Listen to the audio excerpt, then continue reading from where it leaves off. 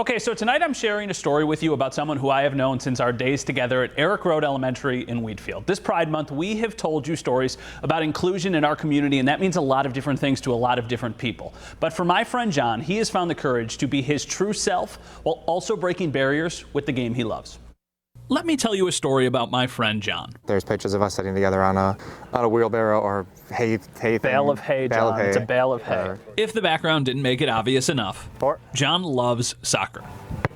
5. In Buffalo, if you play soccer, you know John. 2 more. No, seriously. He really loves it. Even if he wasn't playing or coaching or reffing, he was at Sportsplex, working or doing something that had to do with soccer. These days, he is the goalie coach at FC Buffalo. Good, well done. After years of playing, reffing, and coaching, Netter's journey brought him to Buffalo's premier soccer club. Soccer has always meant a lot to him, and it's always been the first word I've associated with someone who I've basically known my entire life. Is that weird? No, because I'd probably say the same thing about myself. Yeah. And I think for a while, when I was figuring stuff out, I think I just made up these scenarios that what people would think about me would be a different word. John thought he'd be pushed to the side and judged because of the word he feared would immediately be associated with him. Gay. I just thought that's if I ever came out, and clearly that has happened, I just thought that people would just make that my identity. John came out last year. He said he's known he was gay since high school, but he was about to turn 30. And he says he needed to let everyone else know who he really is as he entered this next stage in his life. In my head, I think it's still weird that nobody thinks it's weird, but I think that's just because of how it was when I was younger, and I didn't really have much representation. I didn't have anybody that I saw in the soccer or sports community that was gay and was like me. 7. Soccer was there for him. 8. Just like it's always been.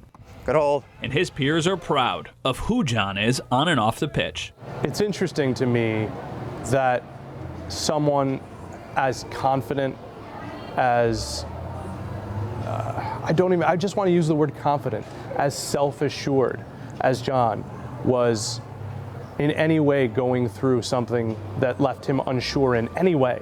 Family and friends never wavered, like Trevor Lawler, who has been one of John's best friends for years. I'm most proud of the fact that he's willing to kind of set an example and put himself out there, because it's not an easy thing to do. There's no way it's an easy thing to do. If a guy is not doing well, it's, man up. It's, be a man, all that kind of stuff. And I think that eats at people that aren't comfortable or don't have the circle around them that they properly need. John has the circle and now the confidence to be his true self, which is all everyone who knows him can ask for.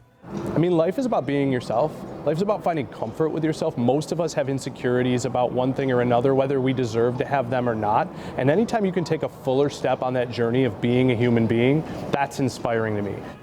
So what word defines John? He doesn't care.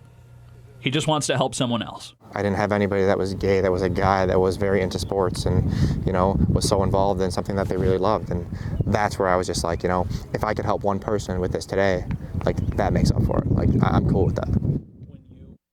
So super proud of my friend John. I will say I'm really glad he's good at soccer, because we co-manage a fantasy football team together and he's not good at that. So he needs to stick to that kind of football, not the kind of football that we play fantasy together at. Yeah. Great story. I'm very happy for him. Yeah, very happy for him. Really cool. All right, thank you, Matt.